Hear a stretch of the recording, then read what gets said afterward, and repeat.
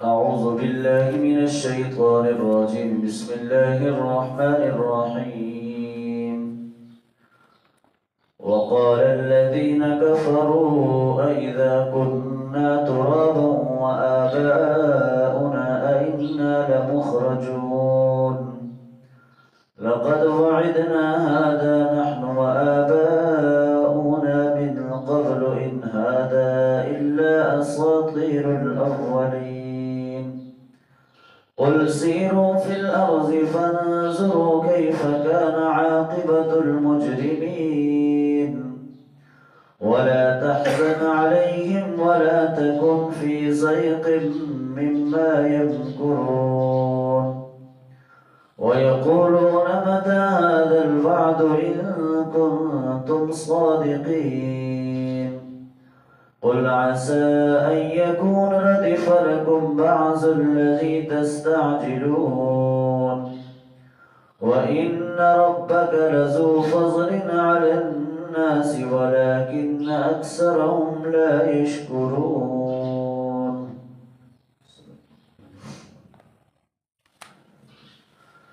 وقال الذين كفروا، اور یہ کافر لوگ کہتے ہیں اَإِذَا كُنَّا تُرَابًا وَآبَاؤُنَا، کیا جب ہم مٹی میں مل جائیں گے، جب مٹی میں ریزہ ریزہ ہو جائیں گے، وَآبَاؤُنَا، اور ہمارے آباء و اجداد بھی، أَإِنَّا لَمُخْرَجُونَ، تو کیا ہمیں پھر سے نکالا جائے گا؟ لَقَدْ وَعِدْنَا هَذَا نَحْنُ وَآبَاؤُنَا مِنْ قَبْلِ، اور ہم سے بھی وعدہ کیا گیا اور ہمارے آباء و اجداد سے بھی اس سے پہلے، ان ھذا الا اساطیر الاولین، نہیں ہے مگر یہ پہلے لوگوں کی کہانیاں ہیں۔ اب یہاں پر جو پچھلی آیات کے اندر بھی آخرت کے حوالے سے اللہ تعالیٰ نے ذکر کیا تھا، تو یہاں پر جو کفار ہیں وہ یہ سمجھتے ہیں مرنے کے بعد ہم مٹی کے اندر ریزہ ریزہ ہو جائیں گے، مٹی کے اندر ہماری ہڈیاں جو ہے وہ گل سڑ جائیں گی اور زمین میں مل جائیں گے،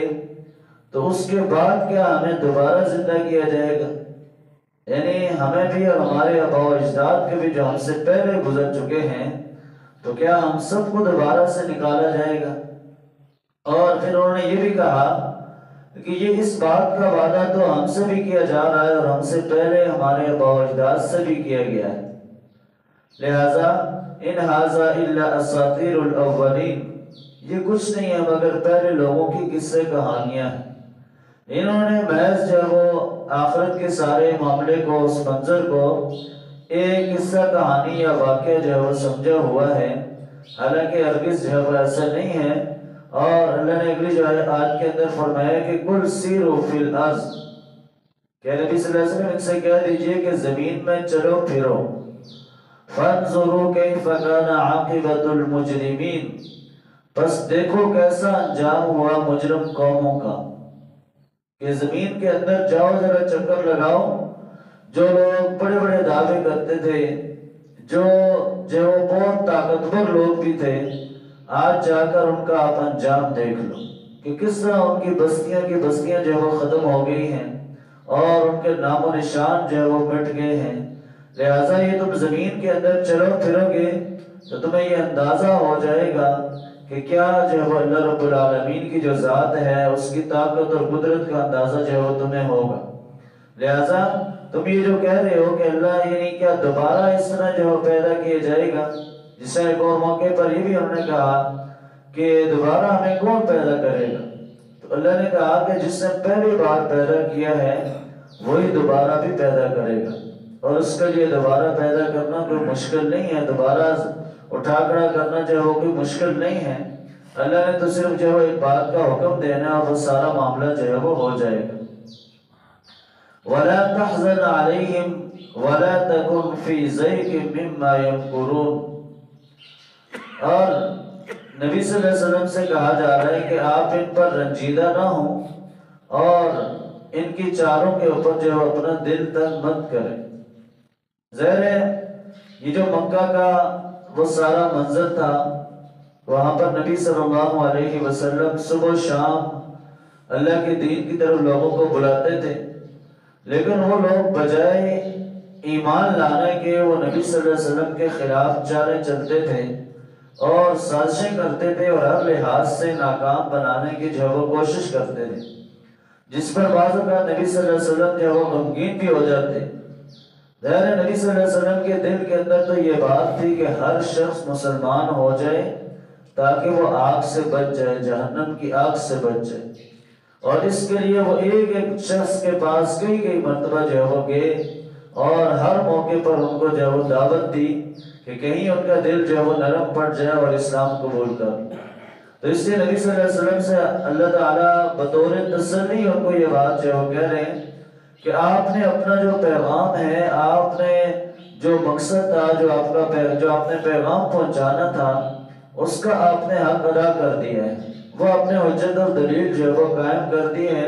لہٰذا یہ جو چالیں چلتے ہیں تو ان کی چالوں کے اوپر ذرا برابر جو ہے پریشان ہونے کی ضرورت نہیں، آپ نے اپنی طرف سے حق ادا کر دیا ہے۔ اب جو ایمان لائے گا تو اس کا اپنا جو ہے وہ فائدہ ہے، اور جو نہیں لائے گا تو وہ جہنم اس کا ٹھکانہ بنے گی۔ وَيَقُولُونَ مَتَى هَذَا الْوَعْدُ إِن كُنتُمْ صَادِقِينَ، اور وہ کہتے ہیں کہ کب یہ وعدہ پورا ہوگا اگر تم سچے ہو۔ یعنی جو ان کو عذاب کی وعید سنائی جاتی تھی وہ اس کے حوالے سے کہتے ہیں کہ یہ جو ہمیں روز جو وہ عذاب کا وعدہ کیا جاتا ہے، اس کی وعید سنائی جاتی ہے، تو یہ وعدہ جو وہ کب سچا ہوگا۔ قُلْ عَسَىٰ أَن يَكُونَ رَدِفَ لَكُمْ، کہہ دیجئے کہ قریب ہے کہ وہ تمہاری پیٹھ پیچھے آ لگا ہو، بَعْضَ الَّذِي تَسْتَعْجِلُونَ، اس معاملے کے بارے میں جس عذاب میں تم جلدی مچا رہے ہو، یعنی جس عذاب کے حوالے سے تمہیں جو وہ جلدی ہے، ہو سکتا ہے وہ تمہارے قریب آ لگا ہو۔ ردیف کا معنی ہوتا ہے یعنی گھوڑے کے اوپر جو پیچھے دوسری بیٹھنے والی سواری ہوتی ہے اس کو کہا جاتا ہے کہ جو بالکل دوسرے کی کمر کے ساتھ جو وہ ہوتا ہے۔ تو گویا کہا کہ تمہارے لیے عذاب جو وہ اتنا قریب ہے کہ جتنا گھوڑے کے اوپر جو وہ دوسرا بندہ جو وہ ساتھ بیٹھتا ہے، گویا اتنا قریب تمہارے اوپر جو ہے وہ عذاب جو ہے وہ آ چکا ہے۔ لہٰذا اب اگر جو نافرمانی کرو گے تو پھر جو ہے اللہ کی پکڑ کے اندر جو ہے وہ آؤ گے۔ وَإِنَّ رَبَّكَ لَذُو فَضْلٍ عَلَى النَّاسِ، اور بے شک آپ کا رب کا فضل لوگوں پر اگر نہ ہوتا، ولیکن اگر وَإِنَّ رَبَّكَ لَذُو فَضْلٍ عَلَى النَّاسِ، اور بے شک آپ کے رب کا فضل ہے، اس کا کرم ہے لوگوں پر، ولیکن اکثرهم لا یشکرون، لیکن اکثر لوگ جو ہے وہ شکر ادا نہیں کرتے۔ کہ اگر ابھی تک جو عذاب جو ہے وہ نہیں آیا ہے وہ صرف اللہ کی رحمت، اس کا فضل و کرم ہے، ورنہ تمہارے حالات ایسے ہیں کہ تمہارے اوپر جو ہے عذاب آ جانا چاہیے، لیکن یہ اللہ کا فضل ہے، اس کا کرم ہے کہ وہ ابھی تک جو ہے وہ عذاب کو جو ہے اس نے روکے رکھا ہے اور تمہیں جو بار بار موقع دے رہا ہے۔ یعنی جیسا انسان ہے، انسان غفلت کے اندر پڑ جاتا ہے اور سستی کرتا ہے، اللہ کے احکامات پر نہیں چلتا ہے، لیکن پھر بھی اللہ تعالیٰ اس کو موقع دیتا ہے کہ میرا بندہ ہے، ہو سکتا ہے کہ کسی بھی وقت جو ہے وہ غفلت کی نیند سے جو ہے وہ بیدار ہو جائے اور راہ راست پر آ جائے۔ اور جب بار بار اللہ موقع دینے کے باوجود جب وہ انسان نہیں راہ راست پر آتا تو پھر اللہ عذاب کا جو ہے وہ فیصلہ کرتا ہے اور پھر ان کے اوپر جو ہے وہ عذاب آتا ہے۔ تو وہ ان آیات کے اندر جو ہمارے لیے پیغام ہے وہ یہی ہے کہ انسان دنیا کے اندر آیا ہے تو اس نے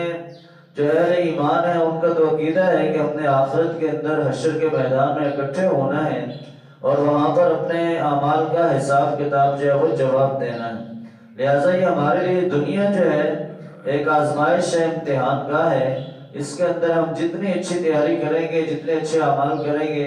کل آخرت کے اندر اللہ تعالی ہمیں کامیابی سے نوازے گا۔ اللہ ہمیں عمل کی توفیق عطا فرمائے۔